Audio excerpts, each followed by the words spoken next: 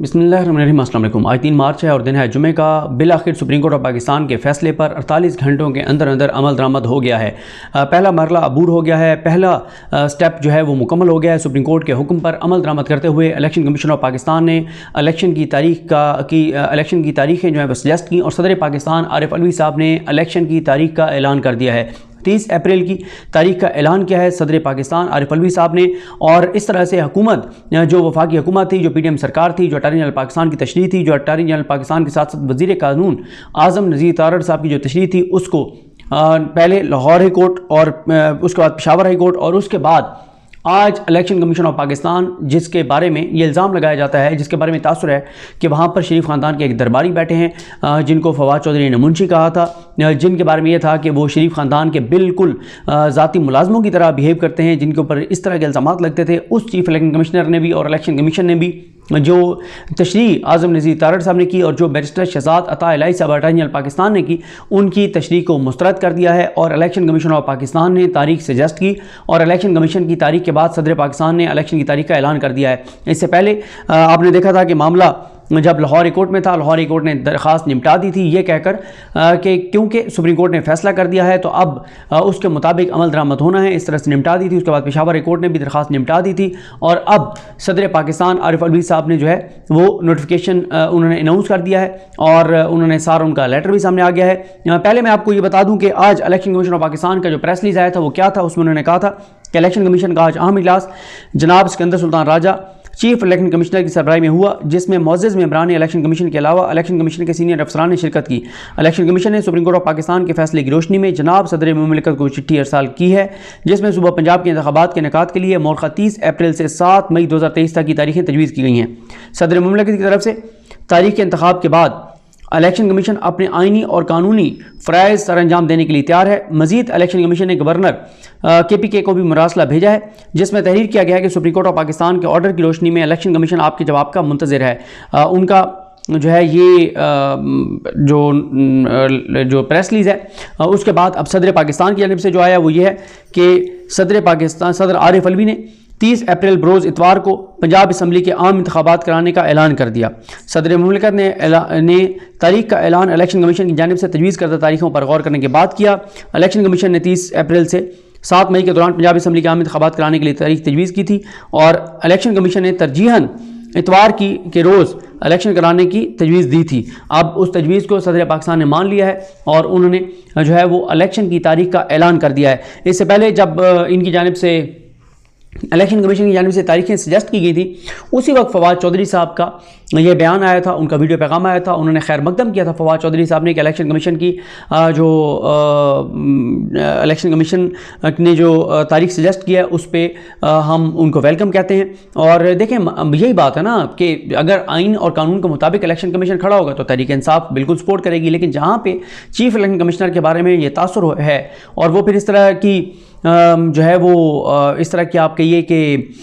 پھر آگے سے اقدامات بھی کرتے ہیں، تو اس لیے ان کے خلاف ایک ماحول بنتا ہے، جس سے پھر ان کو جب منشی کہا جاتا ہے اور جب ان کو درباری کہا جاتا ہے، چپڑاسی نوکر کہا جاتا ہے، تو پھر اس لیے ہوتا ہے۔ لیکن آج جب انہوں نے یہ اعلان کیا ہے، اب اگر وہ انتخابات کی طرف جاتے ہیں تو ڈیفینیٹلی جو ہے وہ سب ان کو سپورٹ کریں گے۔ اب کل سے عمران خان صاحب جو ہیں، ایک تو انہوں نے جیل بھرو تحریک جو ہے وہ ختم کر دیا ہے، کل سے عمران خان صاحب جو ہے وہ انتخابی مہم شروع کرنے جا رہے ہیں۔ کل عمران خان پہلا خطاب قوم سے کریں گے اور عوام سے کریں گے، اور مختلف شہروں میں سکرینیں لگا کر وہ خطاب دکھایا جائے گا، اور اس کے بعد ساتھ ہی عمران خان بتا دیں گے اپنا شیڈول کہ کس طرح سے عمران خان جو ہے وہ آگے بڑھیں گے۔ اچھا، یہاں پر جو امپورٹنٹ ایک اور چیز جو صدر پاکستان کا جو لیٹر جو صدر پاکستان کا سامنے آیا ہے وہ بھی میں آپ کو بتا دیتا ہوں۔ ابھی جو لیٹر صدر پاکستان کی جانب سے آیا ہے اس میں صدر پاکستان نے ظاہر ہے سارا بتایا ہے کہ وہ کس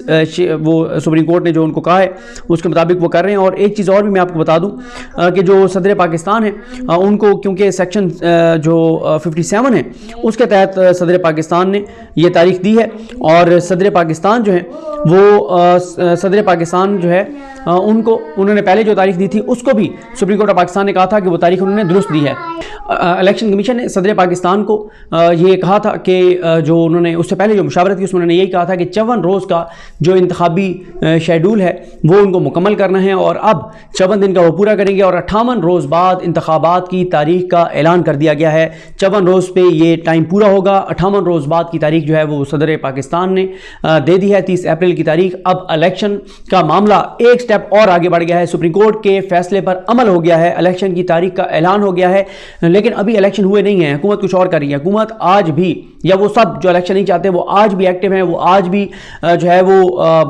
हर हवाले से कहते हैं कि हम इलेक्शन नहीं होने देंगे। और उसके लिए आपने देखा आज भी फेक ऑडियोज जारी की गई और कहा गया कि जनाब ये हो गया, ये हो गया। जितनी मर्जी ऑडियोज आपने जारी करनी है करें, जो वीडियोज़ आपने जारी करनी है करें। लोग अब जहाँ पे हालात ये हो गए हैं कि अभी देखें इस वक्त पाकिस्तान के माशी हालात ये हो गए हैं कि अगर आपका पिछले साल जब इमरान खान वज़ीर-ए-आज़म थे मार्च में, अगर मार्च में आपके बिजली का बिल 10,000 आया था या अप्रैल में 10,000 आया था, तो इस साल आपका वो बिजली का बिल 20,000 आया था और बदतरीन लोड शेडिंग भी होगी। और महंगाई जो है, एक चीज़ जो पिछले साल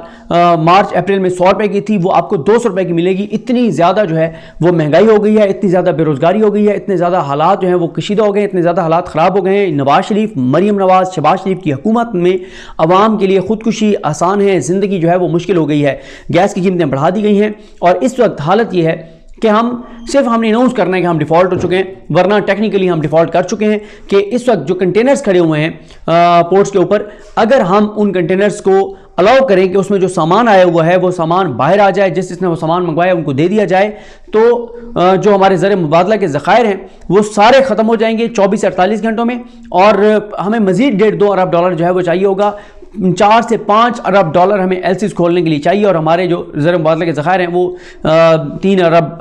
डॉलर से थोड़े से जो है वो ऊपर हैं। तो इस हद तक हमारे हालात ख़राब हैं। दुनिया का कोई मुल्क पैसे नहीं दे रहा ना, यहाँ तक कि ये कहते थे इमरान खान ने दुनिया से हालात ही ख़राब कर दिए हैं, शहबाज शरीफ आएगा सारे मुल्क भागे चले आएंगे। और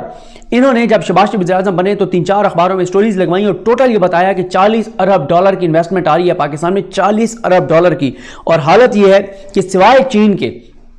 सऊदी अरब ने, जितने हमारे दोस्त और मुल्क हैं वो किसी ने भी कोई पैसे नहीं दिए उस तरह से जो ये एक्सपेक्ट कर रहे थे। कतर ने, इन लोगों ने पैसे नहीं दिए, यूएई ने थोड़ा सा वो किया, लेकिन बाकी जो ये एक्सपेक्ट कर रहे थे वो नहीं हुआ। और सिर्फ चाइना ने एक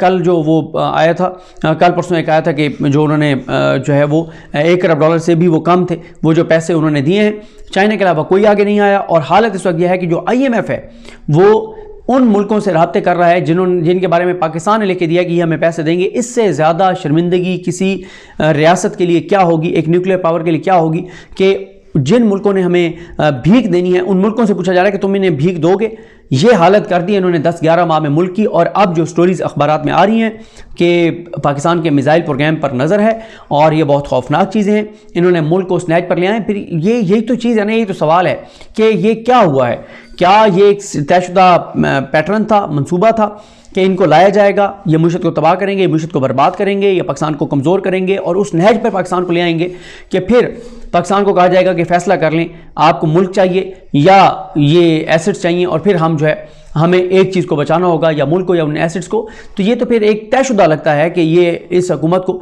जो बैरूनी जो इंटरनेशनल कुव्वतें हैं, इंटरनेशनल कुव्वतों ने इनको इसलिए लाए क्योंकि ये इस वक्त देखें आप भारत के साथ भी कहते हैं हर सूरत में हमने तल्लुकात ठीक करने, कश्मीर का मामला सॉल्व होता है नहीं होता, कश्मीर में जुल्म जबर तशद्दुद रुकता है नहीं रुकता, कश्मीर में जो इक़दाम किए गए थे मोदी सरकार की जानिब से वो वापस लिए जाते हैं, ये नहीं लिए जाते। और साथ ही जो फ़लस्तीन है उसके ऊपर भी इनकी पोजीशन जो है वो डामाडोल है। उसमें भी ये कहते हैं कि इसराइल के साथ हमारे तल्लुकात ठीक होने चाहिए, क्योंकि इमरान खान के दौर में भी इमरान खान पर कुछ मुल्कों का बहुत दबाव था। उन्हें कहा गया था कि जनाब आप जो है वो इसराइल को तस्लीम कर लें, आप छोड़ें, आप क्या इसमें लगे हुए हैं, तो आप इसराइल को तस्लीम कर लें। लेकिन इमरान खान ने इसराइल को तस्लीम नहीं किया था। इस वक्त पाकिस्तान के मुआशी हालात बदतरीन हैं, सियासी हालात बदतरीन हैं, आइनी हालात बदतरीन हैं, कोई मुआशी इशारिया पॉजिटिव नहीं है, कोई चीज़ सस्ती नहीं है सिवाय ख़ुदकुशी के जो कि हराम है। फिर उसके अलावा ना सिर्फ अब तबाही और बर्बादी है बल्कि फ्यूचर में भी हमें अंधेरे ही अंधेरा नज़र आ रहा है, कोई हमें बेहतरी की उम्मीद नज़र नहीं आती। आप अंदाज़ा लगा लें कि हालात ये हैं कि पाकिस्तान की सबसे बड़ी अदालत ने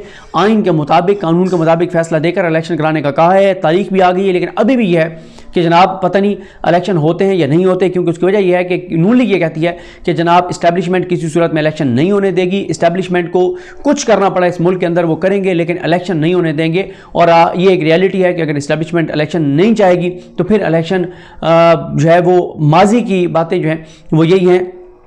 کہ اسٹیبلشمنٹ پھر کچھ بھی کرے گی، الیکشن نہیں ہونے دے گی۔ لیکن ہم نے کچھ جگہوں پہ یہ بھی دیکھا ہے کہ اسٹیبلشمنٹ کے مرضی اور منشا کے خلاف بھی کچھ چیزیں ہوئی ہیں، اتنی بھی بات نہیں ہے کہ آپ دیکھیں 17 جولائی کو عمران خان جیتے، پی ٹی آئی جیتی، اعتماد کا ووٹ پی ٹی آئی نے لیا، نہیں چاہتی تھی اسٹیبلشمنٹ، اعتماد کا ووٹ انہوں نے لیا، 17 جولائی انہوں نے جیتا، عمران خان کی پاپولیرٹی بڑھتی چلی جا رہی ہے، کوئی چیز کم نہیں ہوئی، عوام تھکی نہیں ہے، ساری اسٹیبلشمنٹ کی جو اندازے تھے یا کوششیں تھیں وہ اب تک تو ناکام ہوئی ہیں،